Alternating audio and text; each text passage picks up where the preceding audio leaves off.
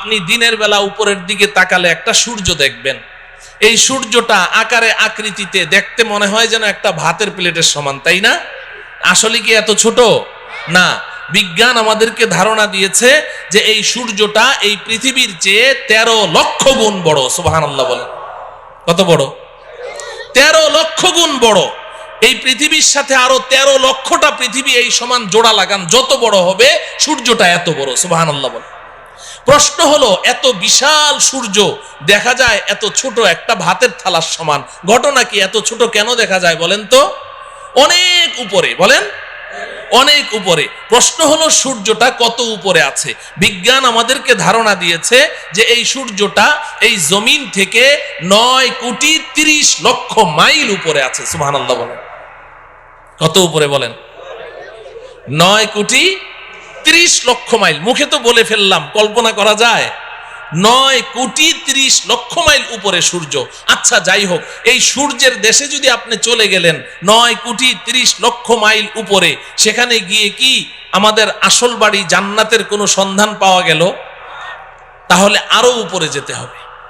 যেহেতু আল্লাহ বলেছেন উপরে আছে, তাহলে উপরে আরো উপরে যেতে হবে। চলেন উপরে যাই। সন্ধ্যাবেলা আপনি উপরের দিকে তাকান, দেখবেন যে মিটমিট করে জ্বলছে জোনাকি পোকার মতো। এগুলো কি? তারা। আচ্ছা ভাই বলেন তো দেখি, এই তারাগুলো আকারে আকৃতিতে এই জোনাকি পোকার সাইজ নাকি আরেকটু বড়? তারাগুলো কত বড়? তারাগুলো কত বড়? বিজ্ঞান বলছে যে আকাশের এক একটা নক্ষত্র, এক একটা তারা পৃথিবীর চেয়ে নয়, পৃথিবীর চেয়ে নয়, আকাশের এক একটা তারা সূর্যের চেয়ে লক্ষ কোটি গুণ বড়। এত বিশাল তারা দেখা যায় জোনাকি পোকার মতো। ঘটনা কি? আরো উপরে, বলেন আরো উপরে। প্রশ্ন হলো তারাগুলো কত উপরে আছে? তারাগুলো কত উপরে আছে? বিজ্ঞান এ ব্যাপারে আমাদেরকে কোনো ধারণা দিতে অক্ষম। তবে অনেক গবেষণা করে বিজ্ঞান একটা তারার সন্ধান বের করেছে, যেটা পৃথিবীর সবচেয়ে কাছে, সবচেয়ে নিচের যেই তারকাটি, জমিনের সবচেয়ে কাছে, এটার নাম বিজ্ঞান দিয়েছে প্রক্সিমা সেন্টারাই। বিজ্ঞান বলে প্রক্সিমা সেন্টারাই নামের এই দুনিয়ার সবচেয়ে কাছের যেই তারাটি, এটা এই জমিন থেকে 25 লক্ষ কোটি মাইল উপরে আছে। কত উপরে? 25 লক্ষ না, 25 লক্ষ কোটি মাইল উপরে। 25 কোটিও না, 25 লক্ষও না, কত? 25 লক্ষ কোটি মাইল উপরে হচ্ছে সবচেয়ে কাছের তারা। তাহলে উপরের তারাগুলো কোথায় আছে? বিজ্ঞান বলে এই ব্যাপারে আমরা কোনো ধারণা দিতে পারবো না। তাফসিরে রুহুল বায়ান নামে একটি কিতাব আছে, তাফসিরের কিতাব। তাফসিরে বলেন রুহুল বায়ান, তাফসিরে রুহুল বায়ান। এই কিতাবের মধ্যে আছে, আল্লাহর কুদরত বুঝার জন্য বলছি, আমাদের বিবেকের মধ্যে এতটুকু ধারণ ক্ষমতা নেই বুঝার মতো, আল্লাহর কুদরত একটু বুঝার জন্য বলছি। এই যে স্টেজে লাইট জ্বলছে, এই যে আলো জ্বলছে, এই আলো দৌড়ায় কি দৌড়ায় না? আলো দৌড়ায় না? আপনি টর্চ অন করেন, টর্চ লাইট, সাথে সাথে আলোটা দেখবেন ওই দেয়ালের গায়ে দেখা যাচ্ছে। দৌড় মারলো কিনা? কত মাইল স্পিডে? আলোর গতি কত বলেন? প্রতি সেকেন্ডে, ঘন্টায় না, প্রতি সেকেন্ডে 1,86,000 মাইল দূরে চলে যায় আলো। আপনি চোখের পলক মেরেছেন না, এই চোখের পলকে আলোটা কত দূর চলে যায়? 1,86,000 মাইল। একটু কল্পনা করেন আল্লাহ পাকের কুদরত কত, শক্তি কত। এই আলোর গতিটা মনে রাখেন। এবার তাফসিরে রুহুল বায়ানের মধ্যে আছে, আল্লাহ রব্বুল আলামিন আকাশে এমন অসংখ্য অগণিত তারা সৃষ্টি করেছেন। যেই দিন আল্লাহ পাক ওই তারাগুলোকে সৃষ্টি করেছেন, কত হাজার বছর আগে সৃষ্টি করেছেন আল্লাহ ছাড়া কেউ বলতে পারবে না। যেই দিন ওই তারাগুলো সৃষ্টি করেছেন, ওই দিন প্রত্যেকটা তারা তাদের নিজ নিজ আলো পৃথিবীর দিকে ছেড়ে দিয়েছে। ওই আলোগুলো দৌড় শুরু করেছে প্রতি সেকেন্ডে 1,86,000 মাইল স্পিডে দৌড় শুরু করেছে। আজও সেই আলো পৃথিবীর দিকে দৌড়াচ্ছে, আজও দৌড়াচ্ছে, এখনো পর্যন্ত পৃথিবীতে এসে পৌঁছতে পারে না। অতএব কল্পনা করে দেখুন যে আকাশের তারাগুলো কোথায় আছে। আল্লাহ। আচ্ছা, সেই আকাশের তারা যেখানে আছে সর্বোচ্চ তারা ওই পর্যন্ত গেলাম, কিন্তু আসল বাড়ির কোনো খোঁজ খবর পাওয়া গেল? হ্যাঁ, তাইলে আরো উপরে যেতে হবে। যেতে রাজি? এই জমিন থেকে সবার উপরে যেই তারাটি আছে এর উপরে আর কোনো তারা নেই, সৌরজগৎ শেষ, এরপরে মহাশূন্য শুরু হয়ে গেছে। এই জমিন থেকে সবার উপরে যেই তারাটি আছে ওই পর্যন্ত আপনি যেই পরিমাণ পথ অতিক্রম করলেন, সবার উপরের তারাটা পার হয়ে আরো ঠিক এই সমপরিমাণ মহাশূন্য পাড়ি দিয়ে আপনি যদি উপরে যেতে পারেন, সেখানে গিয়ে পাবেন প্রথম আসমানের তলা। কি পাওয়া যাবে? প্রথম আসমানের তলা পাওয়া যাবে। আসমান আছে না নাই? হ্যাঁ, বিজ্ঞান কি বলে? বিজ্ঞানের ছাত্ররা এখানে আছে না? বিজ্ঞান তো আসমানকে স্বীকার করে না। বিজ্ঞান বলে আকাশ বলতে কিছু নেই। আল্লাহ, আকাশ আছে তো, বিজ্ঞান অস্বীকার করলো যে। একটা গল্প শুনবেন। আমি তখন হেফজখানায় পড়ি, আমাদের উস্তাদজির মুখে শুনেছি। এক বুড়ি, তার পৃথিবীতে একটা পুত্র সন্তান, আর কেউ নেই। ওই পুত্র সন্তানটাই তার অন্ধের যষ্টি, ওইটাই তার সম্বল। অনেক শখ করে ওই বুড়ি তার ছেলেকে বিয়ে করিয়েছে, তবে পুত্রবধূ সর্বসাকুল্যে 1.5 হাত লম্বা। কত? 1.5 হাত লম্বা মানুষদেরকে আপনারা কি বলেন? বামুন, বাইটটা। আচ্ছা বলেন, বামুন বলেন। ওই ময়মনসিংহের ওইদিকে বামুন বীর বলে, তো বাইটটা। এখন 1.5 হাত লম্বা পুত্রবধূ। তো একদিন বুড়ি পাকঘরে বসে রান্না করছে, তরকারি চুলায়। এখন পানি ঢালবে, কলসি নাড়া দিয়ে দেখে 1 ফোঁটা পানিও নেই। তো বৌমাকে ডাকলো, বৌমা কলসিটা নিয়ে যাও, পুকুর থেকে 1 কলসি পানি নিয়ে আসো, তাড়াতাড়ি আসো, চুলায় কিন্তু তরকারি, তাড়াতাড়ি আসো। বৌমা পানি আনতে গেছে তো গেছে, আধা ঘন্টা পার, বৌমা আর আসে না। বুড়ি চিৎকার করে বলছে, বৌমা পানি আনতে তো 5 মিনিট লাগে, তুমি আধা ঘন্টা পর্যন্ত করছোটা কি? তরকারি পুড়ে ছাই, আজকে কপালে আর তোমার খাবার জুটবে না, তুমি গেলে কোথায়, মরলে নাকি?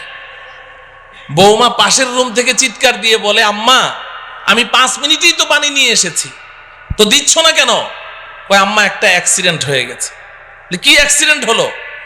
বলে যে আম্মা বিয়ের সময় আপনি না আমাকে একটা স্বর্ণের চেইন দিয়েছিলেন। বলে হ্যাঁ, ওই চেইনটা ছিঁড়ে কলসির মধ্যে পড়ে গেছে।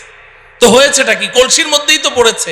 কয় যে আম্মা হ্যাঁ, কলসির মধ্যেই তো পড়েছে, তুমি নিজে দেখেছো? বলে আমি নিজের চোখে দেখলাম কলসির মধ্যে পড়েছে। তো তাহলে এক কাজ কর, তোর মাথায় কি বুদ্ধি শুদ্ধি নাই? তুই এক কাজ কর, কলসির মুখ দিয়ে হাতটা ভরে দে, কলসির তলা থেকে চেইনটা তুলে নে, পানিটা চেঞ্জ করে নিয়ে আয়, আর না হলে 5 মিনিট সময় বেশি লাগবে, তুই আধা ঘন্টা পর্যন্ত করছিসটা কি?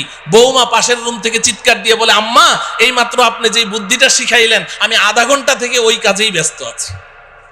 কিন্তু আম্মা বড় আশ্চর্যের ব্যাপার, আপনার কলসির তো তলা নাই। আপনার কলসির কি নাই? তলা নাই। বুড়ি পাকঘর থেকে বলে, বৌমা কলসির তলা তো কলসির তলার জায়গায় ঠিকই আছে, তুই যে বামন বীর বাইটটা, তোর হাত খাটো ওই পর্যন্ত যায় না। বলেন ঠিক কিনা? আল্লাহ রাব্বুল আলামিন কোরআনে হাকিমে বারবার বলেছেন, একটি নয়, দুইটি নয়, আমি 7টি আসমান সৃষ্টি করেছি। আল্লাহর কথা কখনো অবাস্তব হতে পারে না। আসমান তো আসমানের জায়গায় আছে। যে সকল বিজ্ঞানীরা তারা এই আসমানের অস্তিত্বকে অস্বীকার করেছে, তারা তো বাইটটা বামন বীর, তাদের হাত খাটো ওই পর্যন্ত যায় না। এজন্য পৃথিবীর শ্রেষ্ঠ বিজ্ঞানী মুসলিম দার্শনিক, আপনারা সকলেই তার নাম শুনেছেন, মহাকবি আল্লামা ইকবাল রহমতুল্লাহ আলাইহি। নাম শুনেছেন? মহাকবি আল্লামা ইকবাল একজন শ্রেষ্ঠ দার্শনিক ছিলেন, শ্রেষ্ঠ বিজ্ঞানী ছিলেন। তিনি সারাটা জীবন বিজ্ঞানের পেছনে দৌড়িয়েছেন, অক্সফোর্ড ইউনিভার্সিটিতে পড়াশোনা করেছেন, ইহুদি খ্রিস্টানদের মাঝেই তিনি বেড়ে উঠেছেন, কিন্তু আল্লাহ পাক তার নসিবে হেদায়েত লিখে রেখেছেন, এজন্য তিনি নষ্ট হন নাই, বেলাইনে যান নাই। তিনি সারা জীবন বিজ্ঞানের পেছনে দৌড়িয়ে জীবনের শেষ মুহূর্তে এসে আত্মসমর্পণ করেছেন। সারেন্ডার করেছেন, তিনি স্বীকার করেছেন বিজ্ঞান মানেই হচ্ছে একটা ধোঁকা, বিজ্ঞান মানেই হচ্ছে একটা মরিচিকা। কারণ বিজ্ঞান সকালে এক থিওরি দেয়, বিকালে ওটাকে অস্বীকার করে যে না ওটা ঠিক নাই, আবার নতুন থিওরি দেয়, আবার পরের দিন ওটাকে অস্বীকার করে, আবার নতুন থিওরি দেয়। আমরা এক সময় শুনেছি যে বিজ্ঞান এক সময় জোরে সোরে দাবি করেছে যে সূর্য ঘুরে, পৃথিবী ঘুরে না, সূর্য ঘুরে, পৃথিবী ঘুরে না। এরপর মাঝখানে আরেক দল বিজ্ঞানী কিছুদিনের জন্য আবিষ্কার হলো, তারা এসে বলল যে না আগের বিজ্ঞানীদের থিওরি ভুল। বলে সঠিকটা কি? কয় যে পৃথিবী ঘুরে, সূর্য ঘুরে না। এখন বর্তমান দুনিয়ার সমস্ত বিজ্ঞানী প্রায় একমত, তারা বলে আগের দোনোদল বিজ্ঞানীদের থিওরি ভুল। বলে সঠিকটা কি? কয় যে সূর্যও ঘুরে, পৃথিবীও ঘুরে। বলে কি বলে না? এখন বর্তমান বিজ্ঞানের দাবি কি? সূর্যও ঘুরে, পৃথিবীও ঘুরে। আর কিছুদিন যদি বাঁচি তাহলে দেখবো আরেক দল বিজ্ঞানী আসবে, এসে বলবে আগের তিনোদল বিজ্ঞানীদের থিওরি ভুল। বলে তাহলে সঠিকটা কি? বলবে একটাও ঘুরে না। অসম্ভব কি? বলতে পারে। তো বিজ্ঞান মানেই হচ্ছে মরিচিকা, এক একবার এক এক থিওরি দেয়। তো আল্লামা ইকবাল রহমতুল্লাহি আলাইহি সারাটা জীবন বিজ্ঞানের পেছনে দৌড়ালেন, এরপরে অন্তিম মুহূর্তে এসে আত্মসমর্পণ করছেন। কোই कहता है नहीं है, कोई कहता है कि है, या खबर है या नहीं है तेरी दुनिया का वजूद। अब जुनू से काम लूंगा मैं रहे तहकीक में, अक्ल के पीछे बहुत ही वक्त जाया कर चुका, अक्ल के पीछे बहुत ही वक्त जाया कर चुका। আল্লামা ইকবাল বলেন রব্বুল আলামিন সারাটা জীবন তো বিজ্ঞানের পেছনে দৌড়ালাম, কিন্তু বিজ্ঞান আজকে এক থিওরি দেয়, কালকে এক থিওরি দেয়। একবার বলে সূর্য ঘুরে, একবার বলে পৃথিবী ঘুরে, একবার বলে দুটোটা ঘুরে, একবার বলে আসমান আছে, আরেকবার বলে আসমান নাই। আমি তো পাগল হয়ে যাওয়ার পালা রব্বুল আলামিন। আর আমি বিজ্ঞানের পেছনে দৌড়াতে চাই না। এখন আপনার কাছে জীবনের অন্তিম মুহূর্তে আমার একটাই দরখাস্ত, अब जुनू से काम लूंगा मैं रहे तहकीक में, अक्ल के पीछे बहुत ही वक्त जाया कर चुका। রব্বুল আলামিন এখন আর আমি বিজ্ঞানের মাধ্যমে কোনো জিনিস যাচাই করতে চাই না, এখন আমি আপনার কিতাব কোরআনের মাধ্যমে যাচাই করতে চাই। আপনি যেটা বলবেন ওটাকেই বিশ্বাস করতে চাই, এবং আপনি আমাকে ওই বিজ্ঞানীদের দল থেকে বের করে ওই সমস্ত বান্দাদের অন্তর্ভুক্ত করে দেন যেই বান্দাদেরকে দুনিয়ার মানুষ আপনার পাগল মনে করে, আমাকে ওই পাগলদের অন্তর্ভুক্ত করে দেন। আসমান আছে না নাই? গেলাম প্রথম আসমানের তলা, মনে আছে তো? তো প্রথম আসমানের তলা পর্যন্ত না গেলাম, কিন্তু আসল বাড়ি জান্নাতের কোনো খোঁজ খবর পাওয়া গেল? আরো উপরে যাওয়া লাগবে। এই জমিন থেকে প্রথম আসমানের তলা পর্যন্ত যতটুকু পথ আপনি পাড়ি দিয়েছেন, ভালো করে বুঝেন, এই জমিন থেকে প্রথম আসমানের তলা পর্যন্ত যতটুকু পথ পাড়ি দিয়েছেন, প্রথম আসমানটা মোটাও এই পরিমাণ। সুবহানাল্লাহ বলেন। প্রথম আসমানটা মোটাও এই পরিমাণ। এরপর প্রথম আসমান থেকে দ্বিতীয় আসমানের দূরত্ব এই পরিমাণ, দ্বিতীয় আসমানটাও মোটা এই পরিমাণ। এইভাবে আপনি উপরের দিকে যেতে থাকেন, তৃতীয় আসমান আবার মহাশূন্য, চতুর্থ আসমান আবার মহাশূন্য, পঞ্চম আসমান আবার মহাশূন্য, ষষ্ঠ আসমান আবার মহাশূন্য, সপ্তম আসমান। এই জমিন থেকে সপ্তম আসমানের ছাদ পর্যন্ত যতটুকু পথ আপনি অতিক্রম করেছেন, সপ্তম আসমান পার হয়ে আরো ঠিক এই সমপরিমাণ মহাশূন্য পাড়ি দিয়ে আপনি যদি উপরে যেতে পারেন, সেখানে গিয়ে পাবেন সিদরাতুল মুনতাহা। কি পাওয়া যাবে? সবাই আমার সাথে বলেন সিদরাতুল মুনতাহা। সিদরাতুল মুনতাহা এই নামটা মনে রাখতে হবে, বাড়ির ঠিকানা তো সিদরাতুল মুনতাহা। এবার আল্লাহ রব্বুল আলামিন আমার আপনার আসল বাড়ি, আমার আপনার আব্বা আম্মার বাড়ি, আমাদের পৈতৃক সম্পত্তি জান্নাতের ঠিকানা বলে দিচ্ছেন। ইনদা সিদরাতিল মুনতাহা ইনদাহা জান্নাতুল মাওয়া। এই দুনিয়ার মুসলমান শুনে রাখো, আমি তোমাদের জন্য, আমার ইমানদার পরহেজগার বান্দাবান্দীদের জন্য আমি যেই বিশাল জান্নাত তৈরি করেছি, এই জান্নাতটা আমি আল্লাহ সিদরাতুল মুনতাহার নিকটে তৈরি করে রেখেছি। কোথায়? সিদরাতুল মুনতাহা। বলেন, সবাই বলেন সিদরাতুল মুনতাহা। বাড়ির ঠিকানা জানা লাগবে না, বাড়ির এলাকার নাম জানতে হবে। আমাদের বাড়ির এলাকার নাম কি? সিদরাতুল মুনতাহা, আল্লাহ রাব্বুল আলামিন বলছেন ওই সিদরাতুল মুনতাহার নিকটে আমি আল্লাহ জান্নাত নামের বাড়ি তৈরি করে রেখেছি। মুহতারাম হাজরিন, আমাদের দেশের কিছু নষ্ট ভ্রষ্ট নাস্তিক দাবিদার কিছু ছেলেরা, এরা এই মাঝে মধ্যে উল্টাপাল্টা কিছু বকাবকি করে কোরআন হাদিস ইসলাম ঈমান সম্পর্কে, আল্লাহ রসুল সম্পর্কে। এই ভ্রষ্ট নষ্ট ছেলেগুলো তারা বলে জান্নাত বলতে কিচ্ছু নাই। জান্নাত আছে না নাই? এখন ওরা জান্নাতকে অস্বীকার করে কেন জিজ্ঞাসা করেন, বলবে যে আমাদের নাস্তিকদের একটা থিওরি আছে, যা চোখে দেখি না তা বিশ্বাস করি না। নাস্তিকরা যা চোখে দেখে না তা বিশ্বাস করে না, এটা ওদের দাবি। তো বলে যে আমরা পৃথিবীর উত্তর থেকে দক্ষিণ মেরু, পূর্ব থেকে পশ্চিমে, উপরে যেতে যেতে চাঁদের দেশ মঙ্গল গ্রহ সবই তো ঘুরলাম, কই জান্নাত তো কিছুই দেখলাম না, এই জন্য জান্নাত বলতে কিচ্ছু নেই। নাউজুবিল্লাহ বলেন। আচ্ছা বলেন, জান্নাতটা কোন জায়গায় আছে? সিদরাতুল মুনতাহা। সিদরাতুল মুনতাহা কোথায় আছে বুঝলেন তো? তো এখন এই নাস্তিকগুলো এই ঢাকার শাহবাগ চত্বরে বসে বসে ওখান থেকে বুঝি সিদরাতুল মুনতাহা দেখা যাবে? হ্যাঁ, তো দুনিয়াতেও তারা জান্নাতকে অস্বীকার করেছে, সিদরাতুল মুনতাহা পর্যন্ত পৌঁছতে পারলো না, দুনিয়াতে অস্বীকার করেছে। আখিরাতেও তারা জান্নাতের কোনো ঘ্রাণও পাবে না। আমরা ইনশাআল্লাহ দুনিয়াতে যেহেতু আমরা বিশ্বাস করেছি, আমাদের জান্নাতের বাড়ির সন্ধান লাভ করেছি, আল্লাহর কথা বিশ্বাস করেছি, রাসূলের কথা বিশ্বাস করেছি, আব্বাজান হযরতে আদমের কথা বিশ্বাস করেছি, ইনশাআল্লাহ পরকালে আমরা আমাদের আসল বাড়ি জান্নাতের মালিক হবই হব ইনশাআল্লাহ। আল্লাহ রাব্বুল আলামিন আমাদের সবাইকে আমাদের আসল বাড়ি পর্যন্ত অতি নিরাপদে পৌঁছার তৌফিক দান করুন। তো বাড়ির সন্ধান তো পাইলাম, কোথায় আছে? এখন প্রশ্ন হলো যাব কেমনে? ঠিক কিনা? হ্যাঁ, যাব কেমনে? যাব কেমনে? এতক্ষণ পর্যন্ত ওয়াজ খুব মজা লেগেছে, কারণ এতক্ষণ গল্প করলাম। তো এখন থেকে ওয়াজটা একটু তিতা তিতা লাগবে, শুনবেন তো? হ্যাঁ, আসল ওয়াজ এখন থেকে শুরু। এতক্ষণ কিন্তু ওয়াজ ছিল না, এতক্ষণ গল্প গুজব করলাম, সময় কাটাইলাম। আসল ওয়াজ এখন থেকে। যাব কেমনে, এটার না দরকার, ঠিক কিনা বলেন? আচ্ছা বলেন, নিচ থেকে উপরের দিকে উঠার পদ্ধতি কি? আপনি যদি একটা কুয়ার নিচে পড়ে গেছেন, এখন আপনি উঠতে চান উপরে, হাউমাউ করে চিৎকার করছেন, ভাইরে আমারে উঠাও রে, মল্লাম রে, গেলাম রে। এখন আপনাকে এই কুয়ার নিচ থেকে ওই গর্তের ভিতর থেকে যদি উপরে তুলতে হয়, 4 কাজ করতে হবে। কয় কাজ বলেন? 1 নম্বর, উপর থেকে একটা রশি ছাড়তে হবে, ঠিক না? মুখস্থ করেন। 1 নম্বর কি? 2 নম্বর হলো রশিটা শক্ত হওয়া লাগবে, ঢিলা ঢালা হলে ছিঁড়ে যাবে।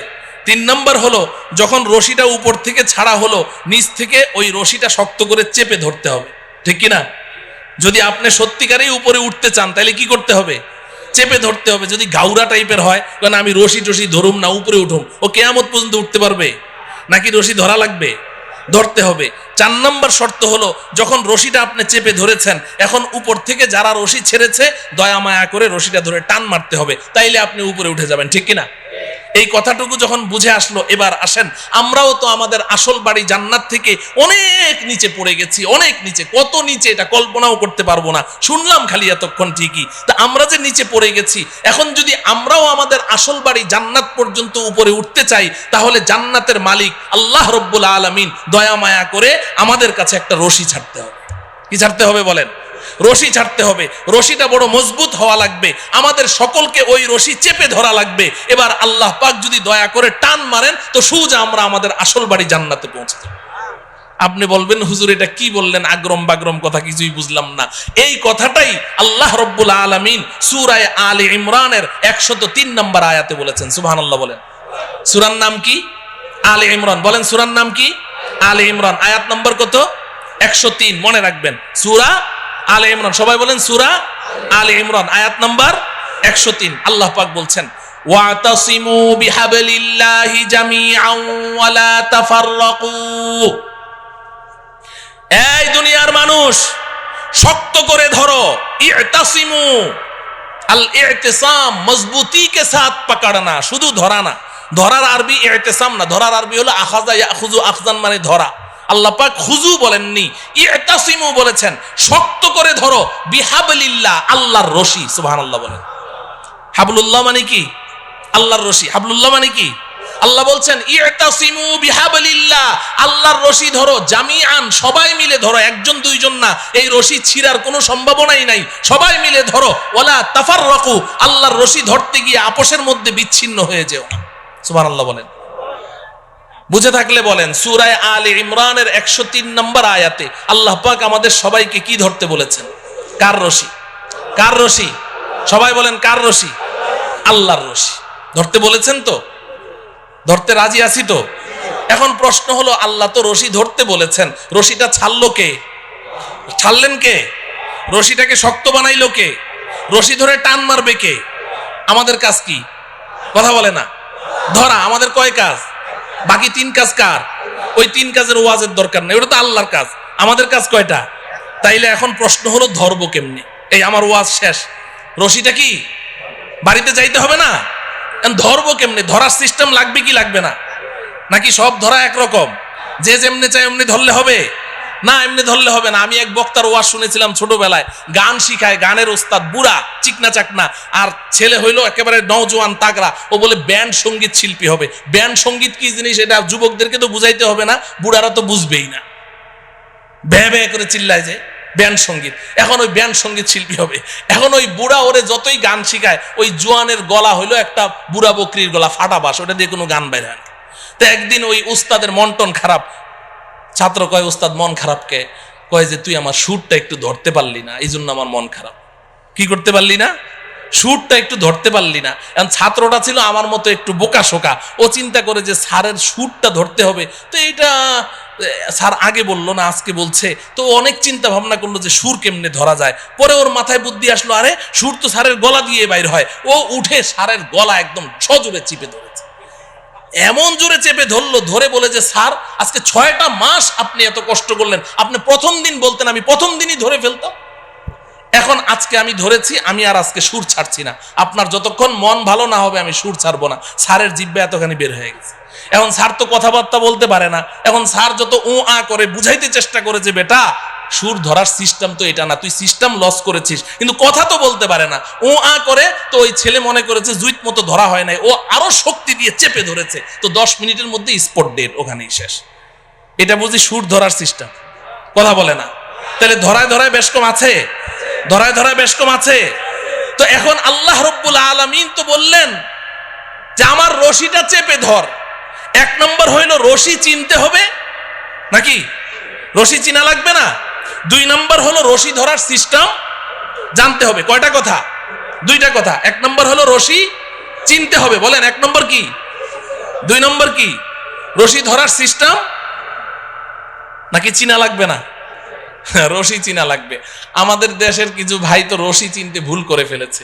এই বেচারারা সূরা আলে ইমরানের 103 নম্বর আয়াত পড়ে এখন পেরেশান, আল্লাহর রশি কোথায় পাওয়া যায়। কারণ রশি না ধরলে তো আর বাড়িতে যাওয়া লাগবে না, রশি তো ধরাই লাগবে। এখন খুঁজতে খুঁজতে অস্থির, কোথায় রশি পাওয়া যায়, কোথায় তো রশি নাই। পরে চিন্তা করলো যে কোরআন নাজেল হয়েছে মক্কায়, আচ্ছা ওখানে যাই। হজ করতে গেছে, মক্কা মদিনা পুরা ঘুরে আসলো, কেউ রশি চিনে না। দেশে আসার পরে মন টন খারাপ, রশি ধরতে পারলাম না, তাইলে তো আর জান্নাতের বাড়িতে যাওয়া হবে না। পরে দেখে সর্বনাশ, এই পাশের জেলায় ফরিদপুর গেলেই তো রশি পাওয়া যায়। কোথায়? কথা বলে না। আছে না নাই? কয়টা? কয়টা? কয় যে পাইছি, একে জন্মের মতো গিয়ে চেপে ধরে। ও আমার প্রিয় ভাইয়েরা, আপনাদের বিবেকের কাছে জানতে চাই, আল্লাহ তাআলা এমন রশির কথা বললেন যেই রশি পৃথিবীর কোথাও নাই, মক্কায়ও নাই, মদিনায়ও নাই, ফরিদপুর জেলায় গেলে পাই। এই রশি কি সেই রশি? এই রশি কি সেই রশি? তাইলে কি আমরা সবাই একমত হতে পারি যে আমাদের যে সমস্ত ভাইয়েরা ওই ফরিদপুরের 8 রশিতে গিয়ে হাত দিয়েছে তারা রশি চিনতে ভুল করেছে? যদি এই এলাকায় কেউ থাকেন আজকে তওবা করবেন, আজকে তওবা করবেন। করবো তো ইনশাআল্লাহ। ওই রশি না রে ভাই, আল্লাহর রশি কি এটা আগে চিনতে হবে। তাফসিরের কিতাব খুলেন, আমার কথা শোনার দরকার নেই, আমি তো সূরার নাম আয়াত নাম্বার বলে দিয়েছি। আপনি যে কোনো একটা গ্রহণযোগ্য তাফসিরের কিতাব খোলেন, সব মুফাসসিরিনে কেরাম এক কথা বলেছেন, এখানে কেউ 2 কথা বলেন নাই। তারা পরিষ্কার বলে দিয়েছেন হাবলুল্লাহি আল কুরআন, আল্লাহর রশির নাম হলো আল কুরআন। সুবহানাল্লাহ। আল্লাহর রশির নাম কি? আল্লাহর রশির নাম কি? তাইলে রশিটা কি আল্লাহ ছেড়েছেন না এখনো ছাড়েন নাই? হ্যাঁ ছেড়েছেন। এখন কি করা লাগবে আমাদের? ধরা লাগবে। তাইলে এখন শেষ ওয়াজ হইল ধরবো কেমনে, ঠিক কিনা? শেষ ওয়াজ কি, ধরবো কেমনে? আচ্ছা দেখেন, এই যে আমার সামনে রশি আছে, এই যে রশি ধরলাম, এই যে দেখেন রশি ধরলাম, তো আঙ্গুল লাগে কয়টা? হ্যাঁ, কেউ যদি বলে যে আমি 5 আঙ্গুল দিয়ে ধরুম না, 4 আঙ্গুল দিয়ে ধরুম, তো ঝুলে থাকতে পারবে? টান মারলে ঝুলতে পারবে? 2 আঙ্গুল দিয়ে ধরলে? 5 আঙ্গুল দিয়ে যদি ধরি, এবার মাইকম্যানকে বলেন রশি টান দিবে, রশি ছিড়বে, আমার হাত ছুটবে না, ঠিক কিনা? তাইলে শক্ত করে ধরতে হইলে আঙ্গুল লাগে কয়টা? আল্লাহর রশি ধরতেও আঙ্গুল লাগবে 5টা। সুবহানাল্লাহ বলেন। এখন আমি এই 5টা আঙ্গুলের নাম বলবো, সবাই মুখস্থ করবেন। বাকি 5 আঙ্গুলের ওয়াজ আর করা আজকে হবে না, পাশেই তো থাকি, আরেকবার আসমুনি যদি আল্লাহ তৌফিক দেয়। 5 আঙ্গুলের ওয়াজ, এক একটা আঙ্গুলের ওয়াজ 1 ঘন্টা করে কমপক্ষে লাগবে, তাইলে না 5 আঙ্গুলের ওয়াজ করা যাবে, ঠিক কিনা? তো এখন 5টা আঙ্গুলের নাম আগে মুখস্থ করেন, আমি সংক্ষিপ্ত একটা এক্সরে রিপোর্ট দিয়ে যাই যে আঙ্গুলগুলো সুস্থ আছে কিনা, ধরা আছে কিনা। হ্যাঁ, মাঝে মধ্যে এক্সরে রিপোর্টটা বাইর করে দেখবেন, দেখবেন তো ইনশাআল্লাহ। আল্লাহর রশি ধরার 1 নম্বর আঙ্গুলের নাম হলো ঈমান। বলেন, সবাই বলেন। 1 নম্বর আঙ্গুলের নাম কি? ঈমান। 2 নম্বর আঙ্গুলের নাম ইবাদত। সবাই বলেন, ইবাদত, ইবাদত। 3 নম্বর আঙ্গুলের নাম মুআমালা। আমি পরে অর্থ বলে দিব, এখন না বুঝেই মুখস্থ করেন। মুআমালা, মুআমালা, মুআমালা। 4 নম্বর মুআশারা, মুআশারা, মুআশারা। 5 নম্বর আখলাক, আখলাক, আখলাক। কয়টা হলো? 5টা। আবার বলি, 1 নম্বর কি? সবাই বলেন, ঈমান। 2 নম্বর ইবাদত, বলেন। 3 নম্বর মুআমালা, মুআমালা বলবেন না, মুআমালা, মুআমালা। 4 নম্বর মুআশারা, মুআশারা। 5 নম্বর আখলাক। কয়টা হলো? এই 5টা আঙ্গুল লাগবে, এই 5টা আঙ্গুল লাগবে। আপনারা সবাই শিক্ষিত মানুষ, সমজদার মানুষ, আপনারা বুঝে ফেলেছেন যে এই আঙ্গুল সেই আঙ্গুল না, ঠিক কিনা? রক্ত মাংসের আঙ্গুল না। তার মানে কি? এই যে 5টা কথা বললাম, ইসলাম এই 5টা সেক্টরে বিভক্ত, এই 5-এর বাইরে আর ইসলাম নাই। আমাকে, আপনাকে, প্রত্যেককে এই 5ও সেক্টরে খাঁটি মুসলিম হতে হবে। তাহলে 5টা আঙ্গুল সহি শুদ্ধ আছে, আল্লাহর রশি ধরা আছে। এবার অপেক্ষায় থাকেন, আল্লাহ টান মারবে, ঝুলে থাকবেন, তো সোজা আসল বাড়ি জান্নাতে পৌঁছে যাবে। এই 5টা আঙ্গুল সুস্থ সবল রাখবো তো ইনশাআল্লাহ। 1 নম্বর আঙ্গুলের নাম কি? ঈমান। বলবেন যে হুজুর, ঈমান তো সবাই জানি, সময়ও যেহেতু শেষ, ঈমানের ওয়াজ তো দরকার নাই, নামাজ রোজা না পড়তে পারি, কিন্তু ঈমানটা তো পাক্কা, অতএব ঈমানের ওয়াজের দরকার নাই। না আছে? হ্যাঁ, ঈমানের ওয়াজের দরকার আছে, খুব বেশি ঈমানের ওয়াজের দরকার। ঈমানের ওয়াজ বেশি করে করা দরকার। বর্তমান দুনিয়ার মুসলমানরা ঈমানের ব্যাপারে ধোকার মধ্যে আছে। ঈমানের ব্যাপারে কি আছে? ধোকার মধ্যে আছে। ঈমানের ওয়াজ বেশি করে করতে হবে, ঈমান বুঝতে হবে। আমরা মুখে মুখে তো কত কথাই বলি। আমাদের বাংলাদেশের অধিকাংশ মুসলমান, এরা মনে করে ঈমান মানে আল্লাহকে বিশ্বাস, স্রষ্টাকে বিশ্বাস করা। এরা মনে করে ঈমান মানে নবীজি সাল্লাল্লাহু আলাইহি সাল্লামকে বিশ্বাস করা। তা আমি তো আল্লাহকেও বিশ্বাস করি, নবীকেও বিশ্বাস করি, পরকালকেও বিশ্বাস করি, দ্যাটস এনাফ, আমি একজন খাঁটি ঈমানদার। যার কারণে নামাজ নাই, রোজা নাই, হজ নাই, যাকাত নাই, কোরআন কিতাব, আল্লাহ রসুল কিচ্ছু নাই, কিন্তু খাঁটি ঈমানদার, ঠিক কিনা? সমাজে এই জাতীয় মুসলমান আছে না নাই? কম না বেশি? 95%। তো যে কথা বলছিলাম, তাইলে 1 নম্বর আঙ্গুলের নাম কি? সব ক্ষমতা কার হাতে? সব ক্ষমতা কার হাতে? নাকি জনগণের হাতে? সব ক্ষমতার উৎস কে? জনগণ না আল্লাহ? আল্লাহ। সব ক্ষমতা কার হাতে? সন্তান দেওয়ার মালিক কে? তাইলে সন্তান না হইলে শাহ আলী মাজারে যাবেন? হ্যাঁ, যায় না মুসলমানরা? যায়। শাহ আলী বাবা কি সন্তান দিতে পারে?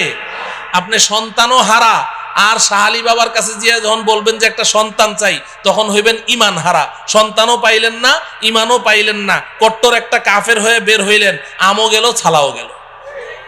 কথা বুঝে আসছে? তাইলে পীরের কাছে চাওয়া যাবে? জিন্দা পীরের কাছে চাওয়া যাবে? মুর্দা পীরের কাছে চাওয়া যাবে না? সব চাইতে হবে কার কাছে? আল্লাহ পাকের কাছে। আল্লাহ আমাদের ঈমানকে মজবুত রাখার তৌফিক দান করেন। 2 নাম্বার কি? 2 নম্বর আঙ্গুল কি? ইবাদত। ইবাদত নামাজ কি? কথা বলে না।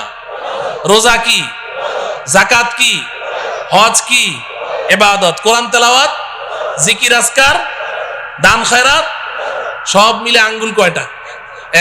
এটা বুঝেন, ভালো করে বুঝেন, খুব বুঝেন। নামাজ, রোজা, হজ, যাকাত, কোরআন তেলাওয়াত, জিকির আজকার, দান খয়রাত সব মিলে আঙ্গুল কয়টা? একটা। আমাদের সমাজে যেই মুসলমানটা 5 ওয়াক্ত নামাজ পড়ে, রোজা রাখে, যাকাত দেয়, হজ করে, তাসবিহ জপে, কোরআন তেলাওয়াত করে, জিকির করে, দান খয়রাত করে, আমরা বলি সমাজের সর্বশ্রেষ্ঠ মুসলমান, ঠিক কিনা? হ্যাঁ, কিন্তু আঙ্গুল কয়টা? এই 1 নম্বর ইমানের আঙ্গুল আর 2 নম্বর ইবাদতের আঙ্গুল নিয়ে যেই মুসলমান আছে তাকেই আমরা সার্টিফিকেট দিয়ে দিচ্ছি সে একেবারে শ্রেষ্ঠ মুসলমান, বাকি 3 আঙ্গুলের খবর নেই। এই কারণে আজকে সমাজের অনেক মুসলমান এমন আছে নামাজ পড়তে পড়তে মাথার মধ্যে ঘা ফেলে দিয়েছে, বাজারে গিয়ে ভেজাল মাল বিক্রি করছে,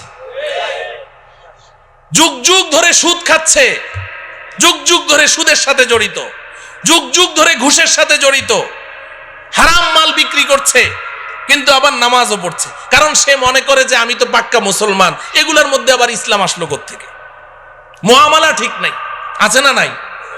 হ্যাঁ মুহতারাম হাজিরিন, তাইলে ইবাদতের মধ্যে সর্বশ্রেষ্ঠ ইবাদতের নাম কি? কথা বলে না। নামাজ না পড়লে ঈমান থাকে? বলে যে হুজুর নামাজ না পড়লে কি হবে, আমার ঈমান ঠিক আছে। আগে তো হাসতে হাসতে বলতো, এখন সিরিয়াসলি বলে যে হুজুর নামাজ না পড়লে কি হবে, আমার ঈমান ঠিক আছে। নামাজ না পড়লে ঈমান ঠিক থাকে না তো ভাই। নবীজি বলেছেন, আমার কথা না, বাইনাল আবদি ওয়াল কুফরি তারকুস সালাহ, কে ঈমানদার কে বেঈমান এটা কি কপালে লেখা আছে? চিনবো কেমনে? নবীজি বলেন, আমি বলে দিচ্ছি কেমনে চিনবা, দেখো লোকটা নামাজ পড়ে কিনা। যদি নামাজ পড়ে বলো ঈমানদার, নামাজ না পড়লে চুপ, কিছুই বলার দরকার নেই। কিন্তু ঈমানের সাক্ষী দেওয়ার জন্য কি লাগবে? নামাজ লাগবে। নামাজ পড়বো তো ইনশাআল্লাহ, নাকি নামাজ ছাড়া ঈমানদার? আল্লাহ পাক বুঝার তৌফিক দান করেন। 3 নম্বর আঙ্গুলের নাম কি? মুআমালা। মুআমালা 3 নম্বর আঙ্গুল কি? মুআমালা মানে লেনদেন। মুআমালা মানে কি? ও আমার প্রিয় ভাইয়েরা খুব বুঝেন, এখানে আমাদের সমস্যা আছে। নামাজ রোজা যাই করি কিন্তু লেনদেন ঠিক নাই। মুসলমানদের লেনদেন কি নাই? ঠিক নাই। বেচা কেনা, ঋণ দেওয়া, ঋণ পরিশোধ করা, বিবাহ শাদী, সামাজিক আচার আচরণ, অনেক কিছুর মধ্যে আমাদের লেনদেন কি নাই? ঠিক নাই। ইবাদত আল্লাহর হক। ইবাদত কার হক? লেনদেন কার হক? বান্দার হক। বলেন কার হক? বান্দার হক। আমি ইবাদতের মধ্যে কোনো ত্রুটি করেছি, আল্লাহর কাছে ক্ষমা চাই। আল্লাহ, আপনার সাথে আমার মুআমালা ঠিক নাই, নামাজে আমার ত্রুটি হয়েছে, রোজায় ত্রুটি হয়েছে। আল্লাহ বড় মেহেরবান, কান্নাকাটি করেন, ক্ষমা চান, আল্লাহ মাফ করে দিবেন। কিন্তু আপনি মুআমালা ঠিক করেন নাই। আপনি কোনো বান্দার হক আপনি অন্যায়ভাবে আপনি নষ্ট করেছেন। 10টা টাকা তার ইচ্ছার বাইরে জবরদস্তি তার কাছ থেকে আপনি নিয়েছেন। আপনি সারা জীবন সেজদায় পড়ে থাকেন, সারা জীবন সেজদায় পড়ে থাকেন, আল্লাহর কাছে কান্নাকাটি করেন, আল্লাহ আপনাকে মাফ করবে না। কেন মাফ করবে? আপনি অন্যায় কি আল্লাহর সাথে করেছেন না বান্দার সাথে? তাহলে আপনি যার সাথে অন্যায় করেছেন তার কাছে না মাপ চাইবেন? কথা বুঝে আসে? খবরদার, খবরদার, মুআমালা ঠিক করতে হবে, লেনদেন ঠিক করতে হবে। হাসরের ময়দানে অনেক নামাজ, রোজা, হজ, যাকাত, কোরআন তেলাওয়াত, তাসবিহ, তাহলিল, জিকির, আজকার, নফল রোজা, নফল দান খয়রাত, অনেক একদম ইবাদতের আমলের পাহাড় নিয়ে উঠবে, পাহাড় নিয়ে। অন্যরা এভাবে তাকিয়ে থাকবে, বাপরে বাপ, এত আমল করেছে, এত নেকি, এত সওয়াব, সবাই এভাবে তাকিয়ে থাকবে। এমন ব্যক্তি উঠবে, কিন্তু হাসরের ময়দানে পাওনাদারদের ঋণ পরিশোধ করতে করতে ওর নেকি সব খালি হয়ে যাবে, তাকে আল্লাহ পাক জাহান্নামে নিক্ষেপ করবে। পরিষ্কার হাদিস, পরিষ্কার হাদিস। পাওনাদাররা ওই সময় দাঁড়িয়ে যাবে, দুনিয়াতে খুব বাবুগিরি করেছেন, খুব বেটাগিরি করেছেন, মাস্তান, সন্ত্রাস, খুব পাওয়ার, মানুষের জমি জমা কুক্ষিগত করেছেন, ভূমিদস্যু, ভূমিখোর, সন্ত্রাসী করে করে মানুষের টাকা পয়সা মেরে খেয়েছেন, অনেক শক্তি, অনেক ক্ষমতা। কিন্তু ভাই, আল্লাহ পাকের সামনে গিয়ে আপনাকে দাঁড়াতে হবে, এটা মাথায় রাখেন। যখন আল্লাহ পাকের আদালতের কাঠগড়ায় দাঁড়াবেন তখন আপনার কি অবস্থা হবে? নবীজি সাল্লাল্লাহু আলাইহি সাল্লাম সাহাবায়ে কেরামকে প্রশ্ন করেছেন, এই বলো তো দেখি সবচেয়ে বড় মিসকিন কে? সবচেয়ে বড় মিসকিন কে?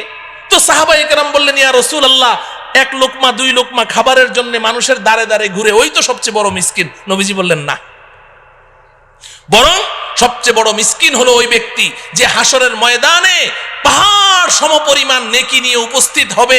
আল্লাহ পাক তার জন্য জান্নাতের ফায়সালা করবেন। সে যখন জান্নাতের দিকে রওনা করবে, পেছন থেকে একজন দাঁড়িয়ে বলবে, রব্বুল আলামিন, লোকটা কই যায়? আল্লাহ বলবেন, ওর জান্নাত দিয়ে দিয়েছি, দেখো না কি পরিমাণ নেকি নিয়ে আসছে। আল্লাহ একটু দাঁড়াইতে বলেন, কি সমস্যাটা কি? দুনিয়াতে আমি ওর কাছে 5 লাখ টাকা পাইতাম, দেয় নাকি? তাই নাকি? এদিকে আস, এদিকে আস। এই ধরা খায় গেল। ও 5 লাখ টাকা পাইতো? বলে হ্যাঁ। দাও, টাকা দাও। আল্লাহ টাকা দেবো কোথেকে? এখানে টাকা পাবো কোথায়? এখানে তো টাকার লেনদেন নাই। বলে কিসের? বলে নেকির লেনদেন হয়, 5 লাখ টাকার নেকি দিয়ে দাও। তো ওর ওখান থেকে 5 লাখ টাকার নেকি দিয়ে দিবে। তো একজন পাওনাদার যারা নাকি মানুষের টাকা নিয়ে মাইরা খায়, এরা কি একজনের টাকা মেরে খায় খালি, নাকি এটা তার অভ্যাস? তো যখন এক পাওনাদারে পেয়ে গেল নেকি 5 লাখ টাকার, বাকি পাওনাদাররা কয়, বাহ চমৎকার, তো এখন সব দাঁড়ায় যাবে। আল্লাহ আমি পাইতাম 1 লাখ, আল্লাহ আমি 2 লাখ, আল্লাহ আমি 10 টাকা, আমি 20 টাকা, সব দাঁড়ায় যাবে। আল্লাহ বলবেন, দাও দাও। এই নেকি পরিশোধ করবে, ওই ঋণ পরিশোধ করতে করতে এক পর্যায়ে তার নেকি শেষ হয়ে যাবে। নবীজি বলেন, পাওনাদারদের সিরিয়াল এখনো রয়ে গেছে, নেকি শেষ। এবার আল্লাহ রব্বুল আলামিন বলবেন, দাও। আল্লাহ শেষ, দিব কোত্থেকে? ও আচ্ছা নাই, তো এক কাজ করো, তোমরা যে যত টাকা পাও ওই অত টাকার গুনাহ ওর আমল নামায় দিয়ে দাও। নাউজুবিল্লাহ বলেন। ও আমার প্রিয় ভাইয়েরা, বুঝেন, বুঝতে চেষ্টা করেন। এগুলো কোনো আরব্য উপন্যাসের কথা বলছি না, গল্প কাহিনী বলছি না, এটা হাদিসের কথা বলছি, রাসূলের কথা বলছি। কোনো উপায় থাকবে না, এখনো ঠিক করেন লেনদেন, এখনো ঠিক করেন। 1টা টাকা কেউ পায়, 2টা টাকা পায়, 5টা টাকা পায়, অন্যায় ভাবে নিয়েছেন, তাড়াতাড়ি পরিশোধ করেন। কোনো উপায় থাকবে না, কোনো উপায় নাই। এখানে কারো সুপারিশ চলবে না, দেওয়াই লাগবে, না হলে জাহান্নাম।